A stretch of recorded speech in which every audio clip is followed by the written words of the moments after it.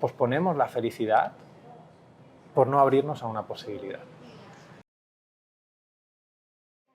Estoy grabando. Gracias.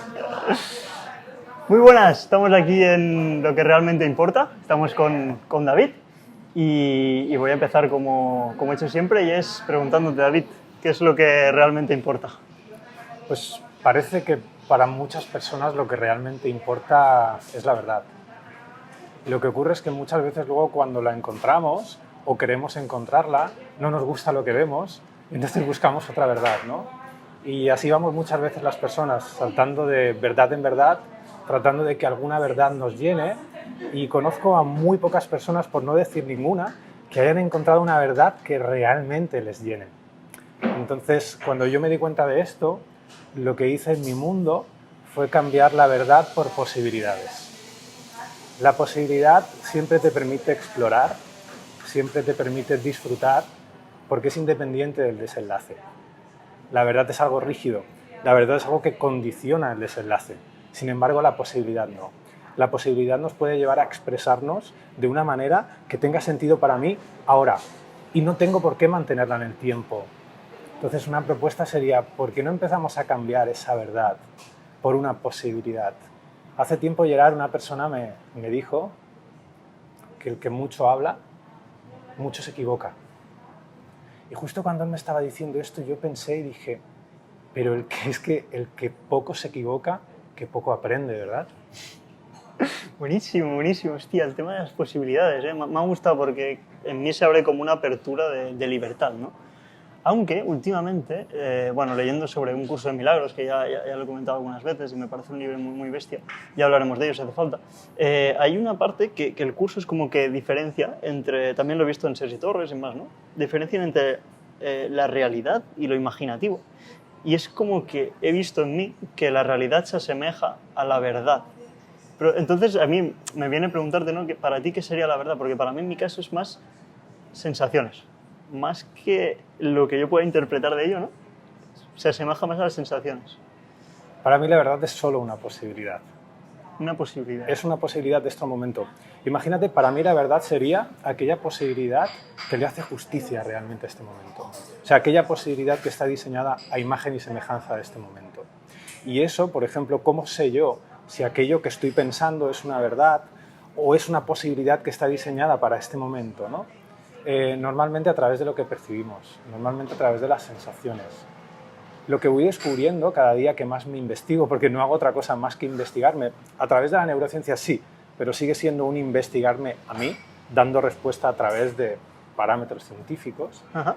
Me voy dando cuenta de que no sé cómo funciona, o sea, de que no me conozco, de que estoy viviendo la vida con un cerebro y con un cuerpo que no sé manejar. Tengo unas herramientas cognitivas y resulta que luego cuando aprendo cómo funcionan me he pasado la vida utilizándolas para una función que no le corresponde. Es como si tratas de utilizar, no sé... Un martillo para destornillar un clavo, Sí, o por ahí. Bueno, esa sería la función más lógica, pero imagínate que tú estás usando un martillo para tender la ropa. Entonces dices, joder, esta vida es una mierda. No, es que estás intentando tender la ropa con un martillo, ¿no? A esto que dices me viene lo de... Lo que tú comentas es como que yo he visto que hay un movimiento natural de las cosas, hay algo natural que sucede, ¿no? Es como que, no sé explicarlo, pero, ostras, nosotros funcionamos con alimentos y así es como funciona naturalmente, ¿no? No hay que preguntarse por qué, simplemente ocurre. Entonces veo que lo que tú comentas es un poco eso. Es decir, hay una parte, creo, ¿eh? Yo de neurociencia me encanta, ya lo comentaremos. Sí, Oriana, tranquila, merci. Gracias. Hay una parte del cerebro que es súper útil. Y hay otra que también lo es, pero la usamos para revertirla, funcionando lo que yo contaba al revés de la naturaleza, es decir, utilizando un martillo para tender la ropa. Entonces, de nuevo, yo no sé de neurociencia, me encanta. David conoce creo más del tema del cerebro. A mí me encantaría preguntarte, ¿cómo es eso? O sea, ¿cómo es que esa inteligencia tan abismal que tenemos nos llega a revertirse y eso no ser útil? Sí, a ver, yo cada día también me doy cuenta de que sé mucho menos de neurociencia de lo que creía y del cerebro. Básicamente, nuestro alimento, tratamos que nuestro alimento sea la verdad, como nos hemos dado cuenta hace un momento, y sin embargo, la verdad no tiene la capacidad de alimentar a nadie. la verdad no es más que una construcción mental de algo que debería ser así por no verlo como es. Poco a poco tú fíjate que a lo largo de esta entrevista, o por ejemplo, mira, este vaso es un recipiente vacío, pero si yo cojo y lo lleno con mis propias percepciones, mis propias sensaciones, mis propios pensamientos, le estoy dando un sentido de verdad a ese vaso. Ajá. ¿Qué diferencia hay entre una verdad y una posibilidad? La verdad hay que defenderla, las posibilidades no. Yo puedo experimentar el significado, puedo experimentar esta verdad, simplemente bebiéndolo, sin tener que llegar a ninguna conclusión acerca de esa posibilidad. Es algo que yo experimento, vivo y fuera. No tengo por qué retener en mi campo mental. No tengo por qué ir arrastrando verdades que luego me pesan. Y luego creo que, por ejemplo, lo que me pesa es un recuerdo o una situación pasada. No, es tu verdad acerca de lo que ocurrió en esa situación pasada. Cuando tú empiezas, por ejemplo, a estudiar la memoria desde la neurociencia, te das cuenta de que las cosas no funcionan como pensábamos que funcionaban. Por ejemplo, nosotros le damos a los recuerdos la condición de hecho. Pensamos que la memoria es una caja fuerte. Sin embargo, la neurociencia nos demuestra que la memoria no funciona así. ¿Y cómo funciona? Nosotros solo tenemos la capacidad de recordar pensamientos y sensaciones en una situación de vida. También percepciones, podemos recordar un olor, pero no tenemos la capacidad de recordar hechos. Yo no puedo recordar todo lo que está ocurriendo en este momento, presión atmosférica, qué están diciendo, por ejemplo, estas personas ahí delante. De hecho, si les presto atención, podré recordarlo. Si no le presto atención, desaparecen de mi mundo. Por lo tanto, yo no tengo la capacidad de recordar mundos, de recordar hechos. Tengo la capacidad de recordar únicamente aquello que pensé sentí en una situación de vida. Y por lo tanto, eso está muy cerca de mi propia interpretación de una posibilidad y muy lejos de la verdad de lo que aquí está ocurriendo, ¿no? Vivimos intentando alimentarnos de una sustancia que no nos nutre. Nadie necesita la verdad. Lo que sí necesitamos es empezar a comportarnos de una manera coherente con cómo funcionamos. Y para eso tenemos que estar abiertos a estar completamente equivocados acerca de lo que aquí sucede. Y fíjate que destruye nuestra opinión, pero convierte esa acción en lugar de conocimiento en experiencia. Yo puedo descubrir qué está sucediendo, pero para eso tengo que ir más allá de mi verdad. Buenísimo, buenísimo, buenísimo. O sea, el tema está en abrirse a que no sabes nada. Cuando te abres a que no sabes nada, es también, yo lo comentaba el otro día, es como que recuperas una parte tuya de inocencia. Entonces, la inocencia, no sé, para mí es como algo tan puro y tan libre que no tiene que defender nada, no lleva escudo, sino que va desnuda, ¿no? Me molaba mucho leyendo sobre neurociencia. Bueno, yo he leído a Mario Alonso Puig, no sé si lo conoces. Bueno, es un hombre que es cirujano, pero habla mucho porque le flipa la neurociencia.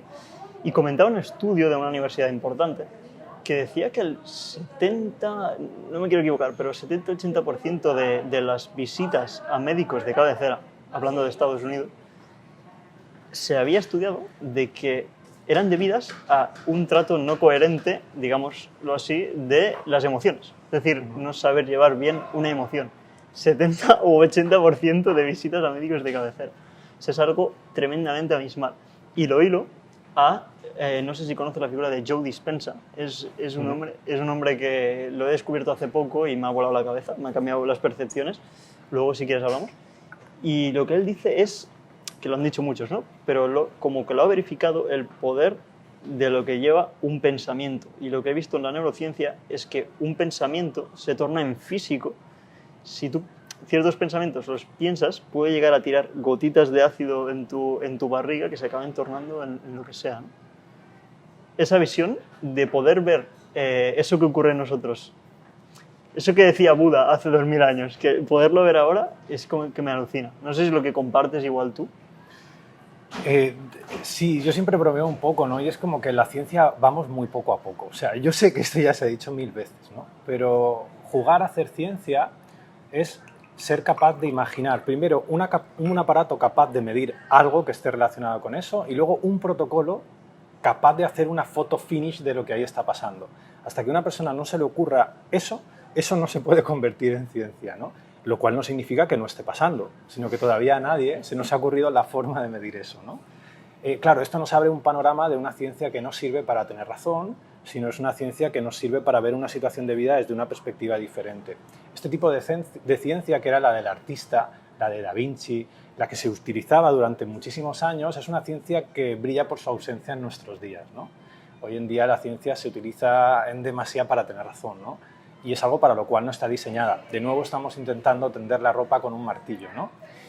El tema que comentabas del 70% de las visitas al médico de cabecera, sí, y esto normalmente se puede encontrar en la literatura de muchas formas. Una de ellas es que el 70% de las visitas al médico de cabecera están relacionadas con la respuesta al estrés, es decir, con una situación de emergencia, una biología de la supervivencia en el organismo que está mantenida en el tiempo, ¿no? Sí, algo pasa. Y es bastante curioso porque cuando juegas a esto de la neurociencia y tratas de investigar, por ejemplo, los pensamientos, te empiezas a dar cuenta de que no es tan fácil aislarlos en el cerebro. Es decir, intuitivamente, antes de entrar en el mundo de la neurociencia, cualquier persona que esté viendo esto, aunque no tenga ni idea, como nosotros dos, piensa que habrá alguna zona del cerebro que se encargue de esto de pensar, ¿no? Tenemos como una visión localizada de funciones y áreas cerebrales. Sí. Claro, cuando te metes a estudiar en ese mundo te das cuenta de que esto no funciona así. Es solo un modelo, solo una forma de hablar, pero no funciona así. Entonces, ¿cómo funciona? De momento no lo sabemos. ¿Qué es lo que vamos haciendo? Creando modelos. El modelo que tenemos actualmente, que más nos permite estudiar los pensamientos, nos lleva a la coyuntura de no saber realmente si existen los pensamientos. Y te explico por qué. Cuando tú pones a una persona en el seno de un imán, o sea, en un dispositivo de imagen médica, ¿no? En el seno de un campo magnético, puede ser con magneto o puede ser también metida dentro de un escáner que le están enviando señales de RF y entonces están viendo qué ocurre ahí. Eso es una medida indirecta. Lo que realmente estamos viendo ahí es lo que están comiendo las neuronas. Es una medida de oxígeno y glucosa y suponemos que si comen oxígeno y glucosa es porque están trabajando. Entonces, cuando empezamos a mirar al cerebro de esta manera y tratamos de averiguar, es decir, de ponerle en una pantalla estímulos o ponerle sonidos para intentar averiguar qué ocurre en el cerebro cuando le pedimos a una persona que piense, empiezan a activarse un montón de áreas que nosotros pensábamos que solo estaban asociadas a las emociones, por ejemplo. Entonces, claro, tú vas a aislar el pensamiento, te das cuenta que las áreas de las emociones del sistema límbico también empiezan a activarse y también aquellas que pensábamos que eran propias de la razón, como la corteza prefrontal. Entonces dices, vamos a ver aquí qué está pasando. ¿Cómo puede ser que yo le pida a alguien que sienta y su corteza prefrontal, que se supone que es la zona del razonamiento por excelencia, el sistema ejecutivo, también se active, también empiece a consumir oxígeno y glucosa? ¿Y cómo puede ser que yo le pida a una persona que piense y su sistema emocional también entre en juego? Esto es porque el cerebro no tiene que funcionar como nosotros lo pensamos. Nosotros tradicionalmente hemos dividido las cosas, y esto te estoy hablando desde la antigua Grecia, en pensamientos y emociones, la razón contra el sentimiento. Sí. Y entonces, sin darnos cuenta, dividimos nuestro cerebro en funciones que llamamos pensamiento y emoción cuando eso no deriva de la investigación, de la experiencia del laboratorio, deriva de nuestra imaginación acerca de cómo funciona el mundo. Entonces, Gerard, nos imaginamos cómo funciona el mundo y luego tratamos de buscar correlaciones en diferentes áreas del cerebro. Exacto. Es normal que no lo encontremos. Claro. ¿No? De hecho, yo bromeo mucho y hablo de que tenemos pensaciones, precisamente por Buenísimo. eso. Porque no podemos separar lo que pensamos y sentimos, porque Buenísimo. Es indisociable a nivel de mi cerebro. Desde un punto de vista de la neurociencia, solo tenemos pruebas para hablar de pensaciones. Pensasentimos, no pienso y siento. El 85% del tiempo aquello que pienso y siento está relacionado. Si una persona está diciendo esto, está viendo esto y está pensando su cerebro, pero qué mierda está diciendo este tío, va a sentir una sensación acorde con ese pensamiento.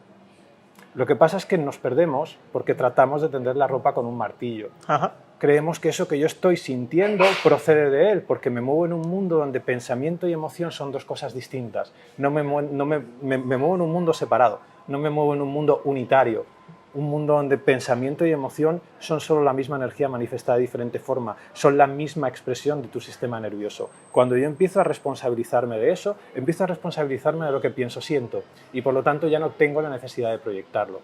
Cuando yo proyecto en este tío lo que yo estoy sintiendo, me pierdo la capacidad de sentirlo. Ya no puedo sentirlo, la oportunidad de sentirlo se fue. Hasta que no vuelva la próxima pensación y yo la suma, no voy a poder hacerme uno con esa pensación, que es la finalidad.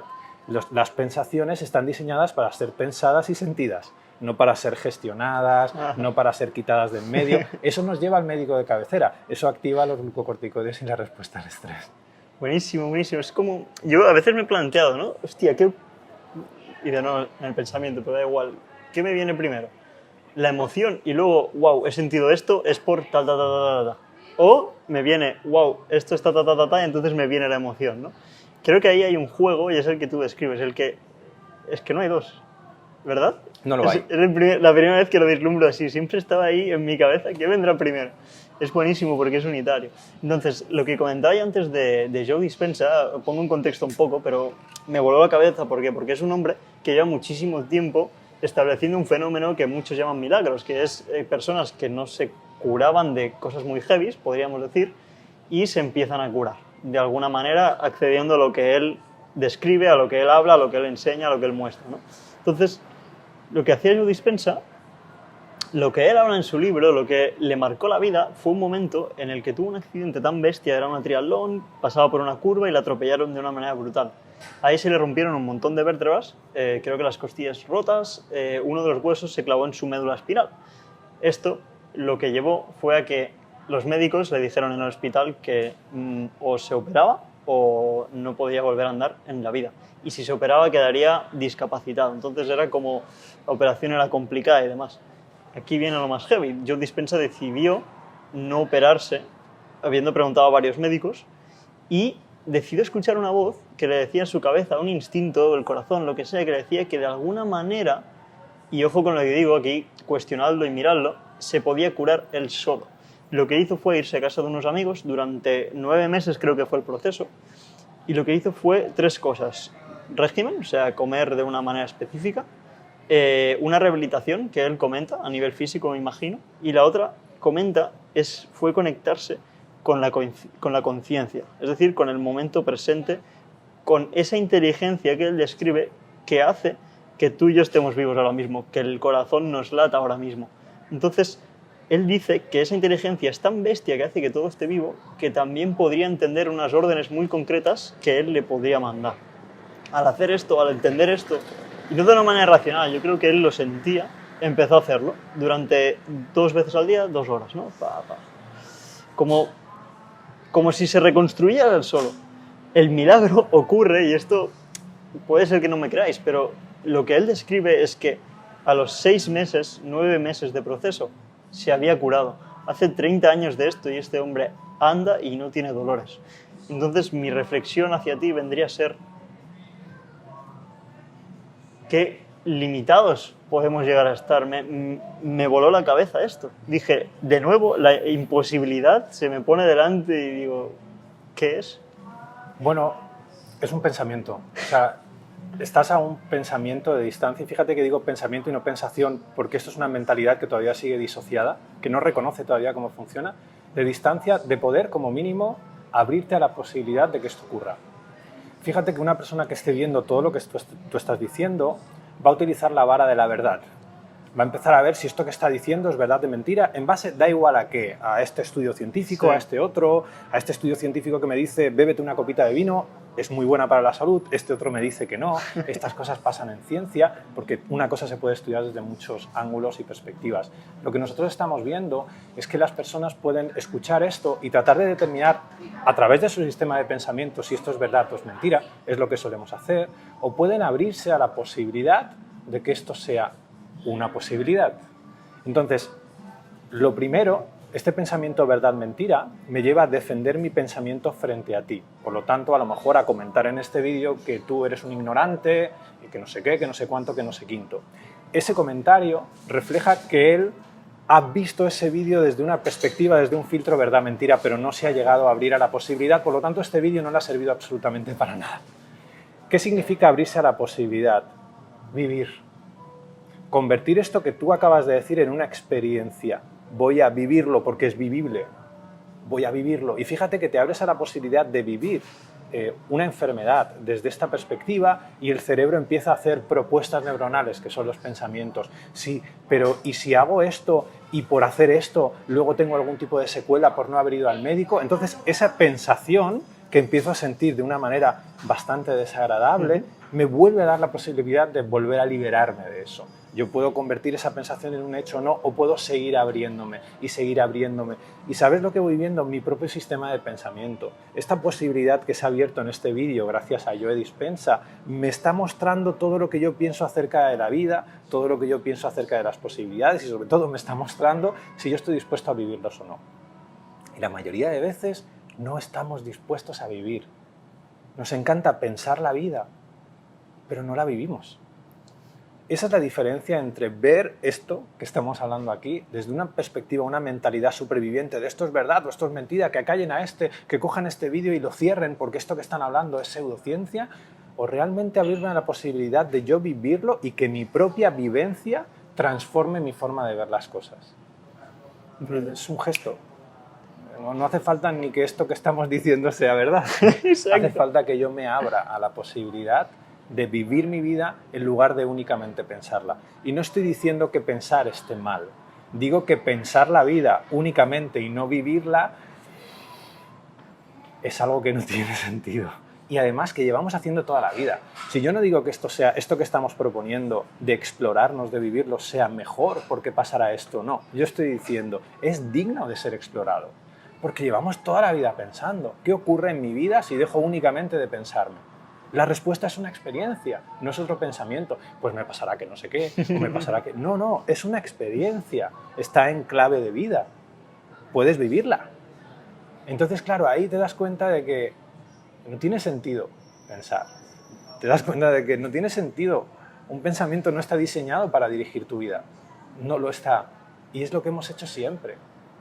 Llamamos a los pensamientos que nos generan sensaciones desagradables miedo. Pero el miedo desde esa perspectiva no existe. Es solo una posibilidad que yo puedo vivir y puedo cruzar o que puedo coger y abanderar mi vida. Y no pasa nada. Vale, sí, terminas en el médico de cabecera con un 0,7% de probabilidad. Perdón, con un 0,7 o con un 70% de probabilidad. Pero no pasa nada. ¿Sabes? Puedes volver otra vez al mismo punto y volver a cuestionar si recorrer el mismo surco o abrir una vía completamente nueva, ¿no? Hay un punto que he visto yo siempre lo comento, lo seguiré diciendo, es Sadhguru, es un hombre en la India que habla mucho de la vida, es un gurú muy conectado con el yoga, el movimiento yógico, y lo que él dice es que, o lo que yo he percibido de él, porque tampoco creo que lo diga literalmente, lo que yo he ido viendo de él en mí, es que hay una parte nuestra, literalmente, que está decidiendo sufrir. Hay una parte nuestra, aunque sea a nivel inconsciente, 0,2%, está decidiendo sufrir. Hay una parte que no es que no quiera eso, es que, como tú decías, está diseñada para otra cosa, lo que yo llamo el máximo, la vida máxima, ¿no? Entonces, cuando esa vida máxima, conciencia, puede alumbrar, puede ver que hay una parte de mí que está decidiendo sufrir, es cuando ambas hacen zup y se conectan en una y eres tú mismo, ¿no? Entonces, me flipa esa parte porque es lo que tú has comentado antes, que hay como un movimiento en mí que pretende mostrar al mundo lo que sea, que es el del guerrero, el camino del guerrero, que es el de... Hay un punto de ti que está diciendo sufrir. Eso es, en parte, victimismo. Entonces, hay un punto de ti que se puede empoderar a través de todo eso, y eso es abismal, eso es súper, súper máximo. Esto por un lado, y por otro lado, a mí me vienen muchísimas preguntas porque el tema de la neurociencia me encanta y me gusta aquí lanzártelas y que las reflexionemos, si te parece. Y una de ellas es, a mí, yo me he encontrado muchas veces en plan ira, en plan rabia, en plan... Es como una parte incontrolable de mí, ¿no? Que se descontrola. Entonces, me viene la pregunta, ¿esto a nivel de cerebro? ¿Cómo se mueve? ¿Qué es lo que lleva todo esto, ¿no? A ¡boom! Explotar de golpe. Yo lo que he visto es el instinto, porque no hay raciocinio. Pero una vez estoy ahí, tampoco dudo. No hay duda. Sé que tengo que ir hacia ahí. ¿Me explico? No, sé que lo que sea, será. Y hay una parte de mí que se calma también. Sí, a ver, la verdad hemos hecho bastante trabajo a lo largo de la entrevista en esta dirección y creo que podemos soltar la bomba ahora. El cerebro no es un piano en el que cada nota del piano corresponde a una emoción básica y una situación de vida, que es el dedo que pulsa la tecla, hace ¡pong! Y suena ira. no funciona así. Porque como hemos visto, muy probablemente no hay un área de las emociones que se encargue de generar emociones de manera reactiva. El último modelo que se está trabajando en neurociencia, y es un modelo que a mí tiene muchísima coherencia con cómo yo experimento las emociones, es un modelo que se llama teoría de la emoción construida, de Feldman Barrett, y me parece que es un modelo súper prometedor. ¿En qué consiste? Las emociones se construyen ad hoc, en el momento. Es decir, yo no tengo un área de mi cerebro que de repente yo vivo una situación de vida y esa situación de vida despierta en mí una emoción de ira. De hecho, eso lo podemos experimentar en muchas ocasiones, ¿no? Imagínate que, por ejemplo, de nuevo este vídeo, por usar las cosas que estamos viviendo, parece ser el foco de la ira de un espectador. Si este vídeo realmente fuese el origen de esa ira que está sintiendo, probablemente todos los espectadores deberían sentir ira. Y esto va a despertar emociones muy variopintas en la gente que lo vea. Por lo tanto, este vídeo se convierte en un experimento y este vídeo, la moraleja sería de que aquello que sientes no procede de este vídeo, ¿no? Porque si no todo el mundo debería sentir lo mismo. ¿De qué procede? Mirad qué estáis pensando, ¿no? Aquel que piensa este vídeo es una mierda, siente una emoción de ira. Aquel que piensa, ostras, esto nunca lo había pensado así, siente una emoción de curiosidad. De nuevo volvemos al mundo de las pensaciones, ¿no? ¿Qué ocurre? Ya te digo que con esta visión de emoción y pensamiento disociado hemos creado mucha psicología, mucha neuropsicología y mucha neurociencia cognitiva. Y lo hemos hecho en base a los buenos y los malos, ¿no? Las emociones positivas y las emociones negativas. Mi vida al final es un intento o una búsqueda por emociones positivas o de felicidad y luego cuando llega esa felicidad no sé muy bien qué hacer con ella o cómo mantenerla, ¿no? Porque sigo pensando que esa felicidad depende de lo que me ocurre en mi vida, ¿no? Y no de cómo yo vivo lo que me ocurre en mi vida.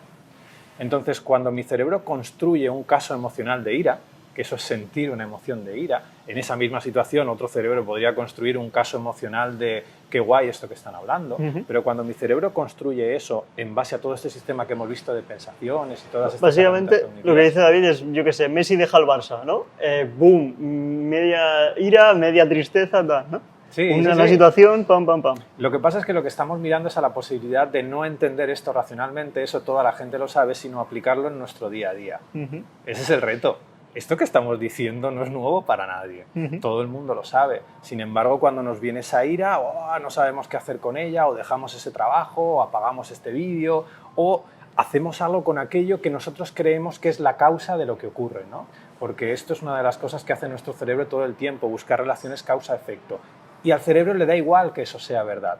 Lo que le interesa es que sea coherente. Por eso te digo, nosotros estamos buscando, con un cerebro al cual solo le importa la coherencia, la verdad. Esto no tiene ningún tipo de sentido, ¿no? Entonces, cuando empezamos a ver las emociones desde esta perspectiva, lo que nos damos cuenta es que nosotros, la mayoría de veces, antes que sentirlas, hacemos cualquier cosa. Tratamos de gestionarlos, de quitarnos lo que nosotros creemos que es el origen de esta ira que yo estoy sintiendo. Pero el último escalón de las posibilidades, de las acciones que yo puedo llegar a tomar, es sentirla. Cuando las emociones, Gerard, están diseñadas para ser sentidas. De nuevo volvemos al martillo y la ropa, ¿no? ¿Qué problema tiene sentir tu ira? Y le dices a alguien, siente tu ira. Ya la estoy sintiendo. Sí, pero estoy sintiéndola porque lo estoy haciendo bien. No, la estás pensando. No sabemos sentir. Es una de las cosas, cuando yo me pongo a estudiar esto en el laboratorio, me doy cuenta de que la mayoría de personas no sabemos sentir. Tremendo. Hay otra cosa que me viene a la cabeza y es uno de los motivos quizá por los que le puse nombre a estos vídeos, que es lo que realmente importa, ¿no? Y es la importancia que le damos a las cosas. Para mí ese ha sido, de nuevo, un break en mi vida, como un boom, ¿no? Porque, hostia, si yo entiendo que esto que estamos viendo no es importante, me libero, tío. Y puedo cualquier cosa. Es decir, es una puerta de acceso a mi libertad el saber que esto no es importante. Yo no sé cómo lo has vivido tú eso, porque veo mucho que, de nuevo, enfocamos mucho el foco en lo que es importante, en lo que debe ser así, en lo que tal. Quizá la vida, mientras sucede, nos está hablando de otro tema que es que no importa. No importa, y déjame añadir, porque mañana, literalmente, estamos muertos. O sea, en cualquier instante podemos morir. Por eso, la importancia siempre será eso que nos inventemos, y eso que nos inventemos, como hemos dicho al principio, no es verdad. Mira, si hubiese alguna cosa importante en la vida, eres tú. Y si te fijas, para nosotros, todo es más importante que nosotros mismos. Es importante aquel que nos origina esta emoción, es importante aquello que va a pasar, pero nosotros no somos importantes. ¿Cómo nos vamos a vivir si nosotros no somos importantes? ¿Cómo nos vamos a vivir si es más importante lo que yo pienso, es más importante lo que tú me haces sentir, es más importante lo que va a ocurrir mañana? No te puedes vivir si estás todo el día con esa adicción al pensamiento. La mayoría de adicciones que tenemos los seres humanos se pueden resumir en adicción a nuestros propios pensamientos. Nos los creemos. Vemos nuestros pensamientos con este toque de verdad-mentira. Vemos nuestros pensamientos en clave de verdad. Cuando un pensamiento es solo una propuesta neuronal de nuestro cerebro para vivir una situación de vida. Es una posibilidad, es una predicción. Es una predicción. Entonces, cuando yo empiezo a relacionarme con las cosas que pienso, desde esta perspectiva, siendo consciente de que tan solo es una propuesta neuronal, puedo dejar de luchar o huir de ella.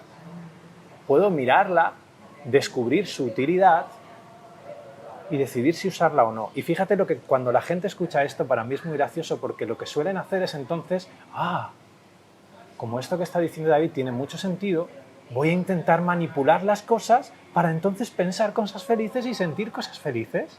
Lo llaman pensamiento positivo, gestión emocional. Imagínate por un momento que tu vida está perfecta, tal cual es pensada, tal cual es sentida. Porque lo importante eres tú, no lo que piensas, lo que sientes, sino cómo yo me relaciono con eso que pienso, siento. Imagínate por una vez esa vida. ¿Qué pasará?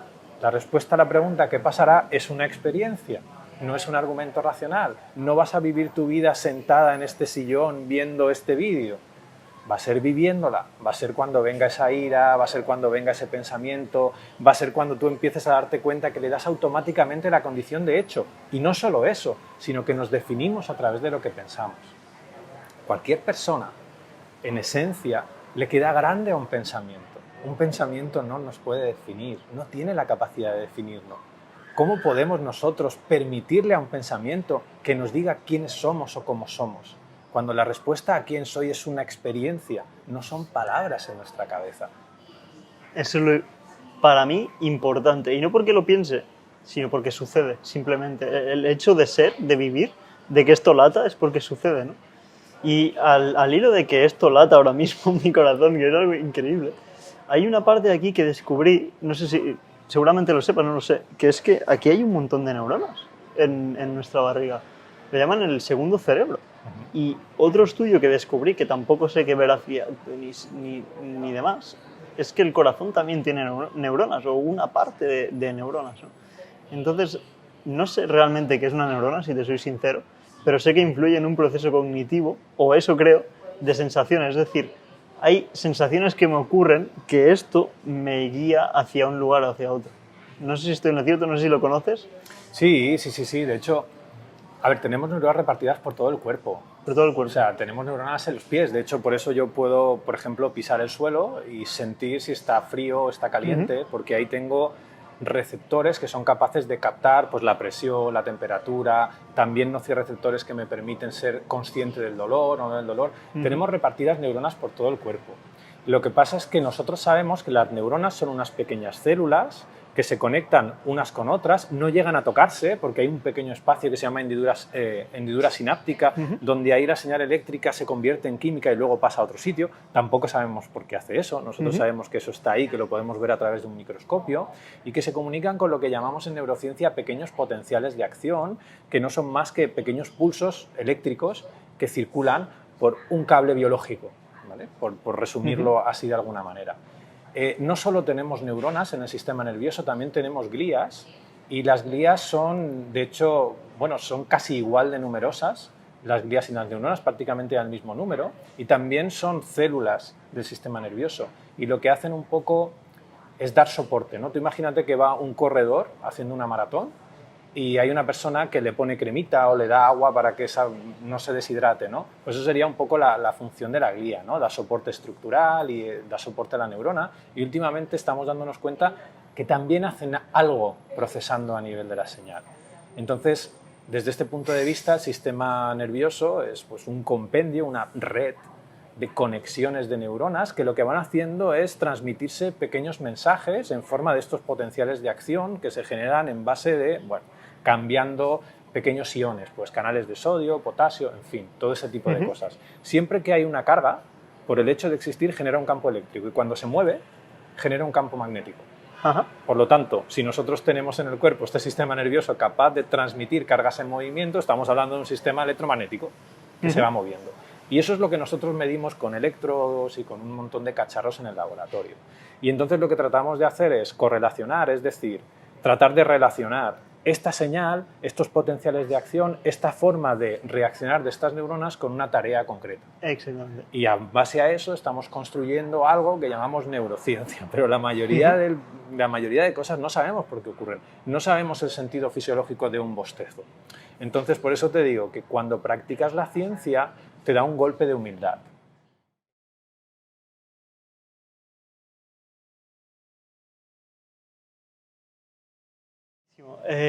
Hay un punto que vi, me ocurrió un poco lo que tú has comentado antes, y vi lo que hacía una pastilla en mí, ¿no? ¿Y qué quiero decir con esto? Obviamente, si tú tienes dolor de cabeza, tú das una pastilla y se te pasa, pues sabes que se te va a pasar. Pero lo que yo quiero decir con esto es que hubo un momento de brillantez, de conciencia, de llamarlo como quieras, que dije, coño, ese dolor de cabeza quizá es una información que me manda mi cuerpo. Es decir, yo no estoy separado de mi cuerpo realmente. Es que aquí hay algo muy heavy, ¿no? Entonces, para mí, todo lo que te informa tu cuerpo, todo lo que te ocurre, es por algo, pero no por algo lógico, mental, no, es por algo que te dice si vas en el ritmo natural que hablábamos antes o si no vas en el ritmo natural. Y aquí me gustaría diferenciar entre dos cosas. Una cosa es, por ejemplo, ayer, pelando patatas, me corté la uña, ¿vale? Esto para mí no sería eso que os estoy comentando. Para mí sería eso que he dicho mismamente antes, ¿no? Hostia, tengo dolor de cabeza. Entonces puede ser que no esté nutriendo mi cuerpo de una manera coherente para él. Es decir, me está informando. ¿Qué quiero decir con esto? ¿Qué puede ocurrir si a todo esto lo paliamos a través de, llámanse pastillas o lo que pueda ser, ¿no? Lo que puede ser es que estemos yendo en contra de la naturaleza, creyendo que estamos en un camino sano o coherente. Eso lo que hace es que estemos de espaldas a nosotros sin nosotros saberlo. Estar de espaldas a nosotros sin nosotros saberlo es lo que yo decía que para mí no es algo máximo. Algo máximo para mí es escucharme y ver de dónde procede esto. Pero hay un punto importante que es el que quiero matizar y es que, hostia, si me está doliendo la cabeza y me quiero tomar una pastilla, hay una parte de mí que es libre de hacerlo. Aquí es donde entra lo que yo te quería comentar hoy, porque para mí es una parte muy importante de mi vida, y es la culpa. Porque cuando estamos en el mundo de la conciencia y demás, aparece rápidamente el ego, se torna en espiritual, y te dice, wow, entonces tomar pastillas es malo, no debes hacerlo, ¿no? Entonces ya vuelves a estar en algo que no es máximo. Eso no máximo para mí es la culpa. Y hace poco he descubierto que la raíz de la culpa es entender, creer que algo que sucede, algo que está sucediendo, no debería de suceder. Eso me voló la cabeza. Y la vía de expiación que llaman hacia eso es el perdón. El perdón es ver que nada de lo que está ocurriendo no debería de suceder.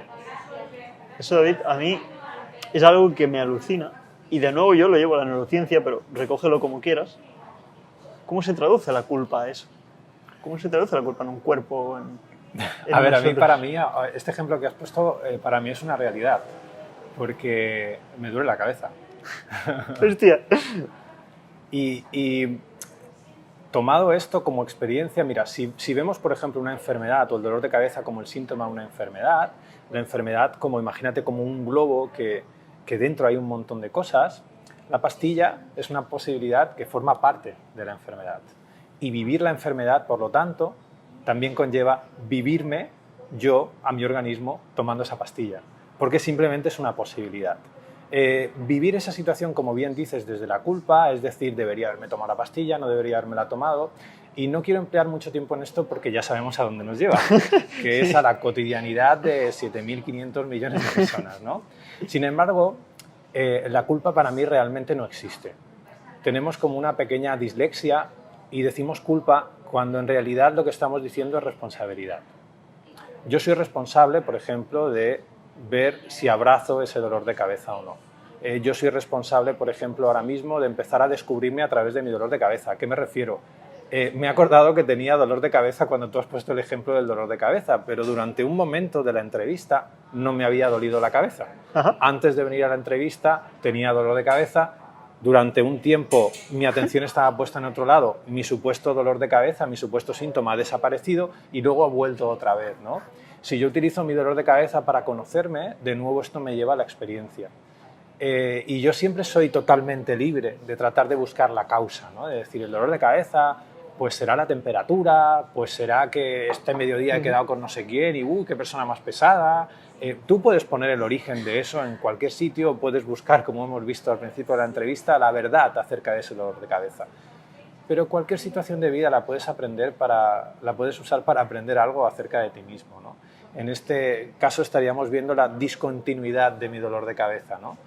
Y entonces eso lleva preguntas y transforma mi experiencia de dolor de cabeza no en algo de hostia, qué putada, tengo dolor de cabeza y Gerard me ha dicho de hacer una entrevista, sino empiezas a descubrirte a través de ese dolor de cabeza, ¿no? Yo no sé si me voy a tomar una pastilla o no, porque no dirijo mi vida en base a pretextos que son verdad o son mentira, o a mí me van bien las pastillas o no me van bien las pastillas, o yo no soy de esos, o yo soy de cal naranja, o yo soy de cal limón. O sea, esto para mí hace tiempo ya que no funciona así. Entonces, lo único que yo me voy abriendo es a posibilidades, a posibilidades, a posibilidades, a posibilidades. Y ese es el gesto que nos lleva desde la culpa hasta la responsabilidad. De nuevo, la responsabilidad es un tiburón devorador de posibilidades, ¿no? La culpa es al revés, es una cosa que se está todo el rato protegiendo de posibilidades, ¿no? Porque solo quiere coger la gran posibilidad, ¿no? La verdad, lo que a mí me va a mover, lo que no me va a mover, lo que va a hacer que este dolor de cabeza se vaya. Puedes, de nuevo, darte cuenta que lo importante eres tú y hacerte independiente del resultado. Puedes abrirte a la posibilidad de que en este momento, porque está ocurriendo, de incluir ese dolor de cabeza como un posible momento feliz, o quieres esperarte a que se vaya ese dolor de cabeza para aprender y para ser feliz. Esa es la pregunta, y la respuesta no es un sí o un no, es tu vida, es vivirte. ¿Estás dispuesto a vivirte tal cual es ahora, a vivir esta entrevista con un dolor de cabeza y seguir aprendiendo? ¿Estás dispuesto realmente a que tu vida tal cual es, sea potencialmente feliz con aquello que te esté ocurriendo? Y te digo, Gerard, de nuevo, la respuesta a esto no es un argumento racional. Sí, porque me conviene, porque así dejaré de tener culpa. Es una experiencia. La gente que vea esto y crea que nosotros estamos aquí hablando de algo racional, moviendo ideas o que es muy mental, es porque no está entendiendo nada de lo que estamos diciendo. La única idea que tiene sentido es aquella idea que al ser transmitida y recibida apunta hacia ti mismo. Esa es la única idea que tiene sentido. Y es lo que hemos estado haciendo todo el rato. Ese sentido puede llevar a una posibilidad, a esta migración o a esta mutación entre culpa y responsabilidad, a darte cuenta de todas las cosas que te están ocurriendo y lo estás rechazando como una posibilidad feliz, porque un dolor de cabeza, pero ¿quién en su sano juicio va a abrirse a vivir una situación de vida con dolor de cabeza como una situación de vida potencialmente feliz? Primero me tomo la pastilla, me voy a dormir y cuando no tenga ese dolor de cabeza ya seré feliz. Y cuando no tenga esta pareja ya seré feliz. Y cuando no tenga este trabajo ya seré feliz. Y cuando mi hijo me deje dormir por las noches y tenga 25 años ya seré feliz. Posponemos la felicidad por no abrirnos a una posibilidad.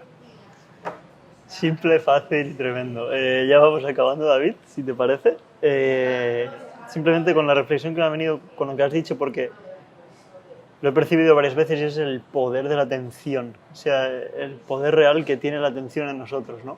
Y me gusta la manera que tienes de describir un poco lo que percibo que vives, que es sin expectativa real. Hace tiempo yo también creo que lo practico, que es, hostia, ¿qué vas a hacer mañana? Resumido así sería, pues no tengo ni idea, o sea, no tengo ni idea, es vivir instante a instante. A mí me gusta mucho el rap, lo he comentado siempre, y Casey yo decía, yo tampoco sé vivir, estoy improvisando. Para mí esa es la máxima, ¿no? Es aquí y ahora. Entonces, a todo eso, y acabando, el poder de la atención. El poder de la atención es tremendo, porque más que nada, lo que veas, lo que ves, lo creas, de alguna manera, ¿no? Entonces, el poder de la atención, de alguna manera, no es que cree lo que está pasando, sino que para ti lo describe y por lo tanto para ti es real. Te lleva a lo que para ti es real, ¿no? Sea hacia adentro o de nuevo. Claro, lo que pasa es que la atención está diseñada para ser puesta en ti mismo, punto.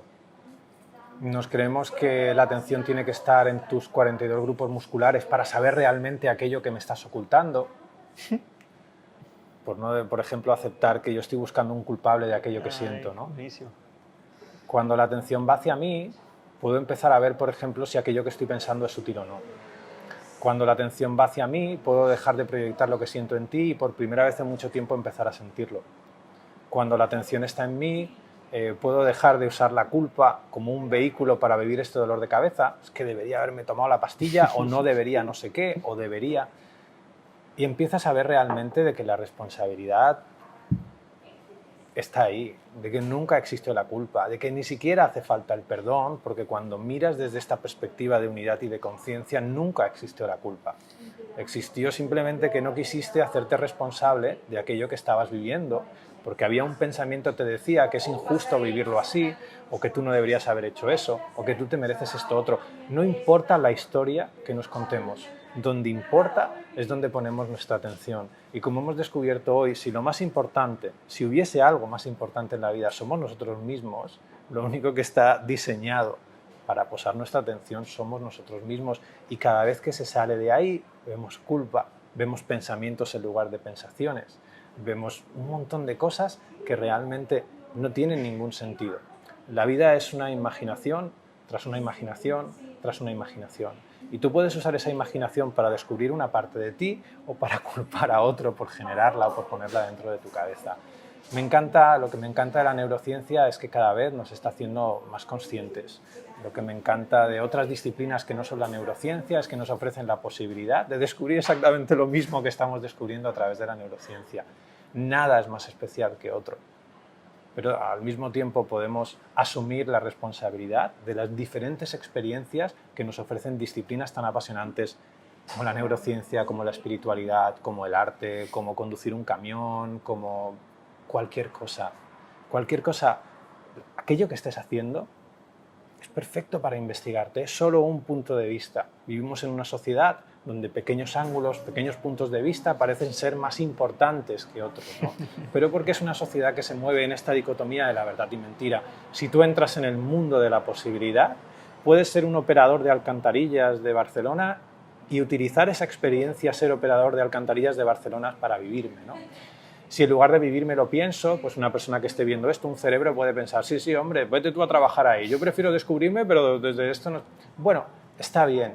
Lo importante es qué vas a hacer con ese pensamiento. ¿Te lo vas a creer y lo vas a convertir en una verdad o vas a empezar a vivirlo como una posibilidad? Buenísimo. Muchas gracias, David. Esto es lo que realmente importa y nada. Un placer. Muchas gracias por abrir este espacio y bueno, por compartir un trocito de tu cerebro conmigo. Genial, David. Merci. Adeu. Qué guay. Qué chulo. No sé cuánto tiempo hemos estado, tío. Vivimos intentando alimentarnos de una sustancia que no nos nutre. Nadie necesita la verdad.